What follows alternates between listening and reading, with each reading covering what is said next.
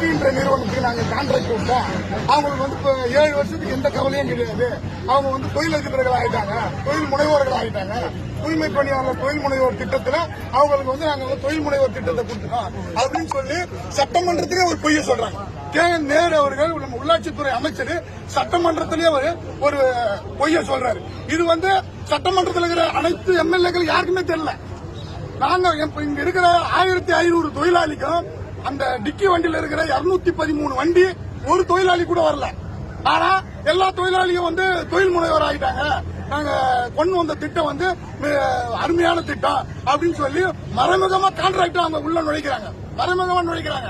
ஏற்கனவே நாங்க contract out sourcing முறையில நேரடியா கான்ட்ராக்ட் விட்டா எல்லாம் போராட்டம் பண்ணுவாங்க, ஆர்ப்பாட்டம் பண்ணுவாங்க சொல்லிட்டு இந்த மாதிரி தூய்மை பணியாளருக்கு நாங்க தொழில் முனைவர் ஆக்குறோம் அப்படின்னு சொல்லிட்டு இவங்க மறைமுகமா ஒரு கான்ட்ராக்ட உருவாக்குறாங்க. நாங்க கேட்கறதெல்லாம் 10 ஆண்டுகள் நீங்க சொன்னீங்கல்ல, நாங்க ஆட்சிக்கு வந்தா 10 ஆண்டுகள் ஆனவனே நாங்க வந்து நிரந்தரப்படுத்துவோம், ஒப்பந்த தினக்கூலி தொழிலாளர்கள் நிரந்தரப்படுத்துவோம் சொன்னீங்கல்ல, முதலமைச்சர் சொன்னார்ல, அதை ஏன் நிறைவேற்றல? அவர் நிறைவேற்றலன்னு சொன்னா அதுக்குதான் இந்த டிக்கி வண்டி குத்துக்கிறாரு. இந்த 10 ஆண்டு வேலை செய்யற வேலையை விட்டு தூக்கிட்டு அந்த கோரிக்கை யாரும் வைக்க மாட்டாங்கல்ல. புது ஆட்கள் வந்து டிக்கி வண்டியில வந்து அவங்கள வேலையை வச்சு எங்களை வேலையை விட்டு தூக்குறதுக்காக தான் அவர் ஐடியா பண்ணி இந்த செய்யறாங்க. இதுதான் அவங்களுடைய நோக்கம். அந்த டிக்கி வண்டி எல்லாரும் இறக்கிட்டாங்கன்னா இப்ப ஏற்கனவே 10 ஆண்டு 15 ஆண்டு 20 ஆண்டு வேலை செய்யறவங்கள வேலையை விட்டு தூக்குற ஒரு கணக்கில் இருக்கிறாங்க.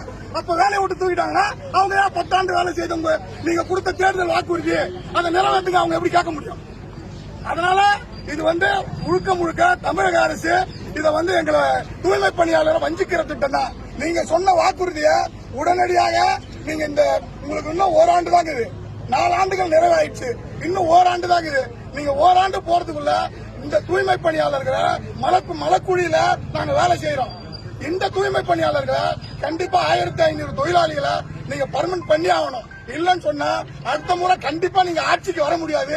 இந்த தூய்மை பணியாளர்களுடைய ஓட்டு உங்களுக்கு கிடையாதுன்னு சொல்லி நாங்க சொல்லி தெரிவிச்சுக்கிறோம்.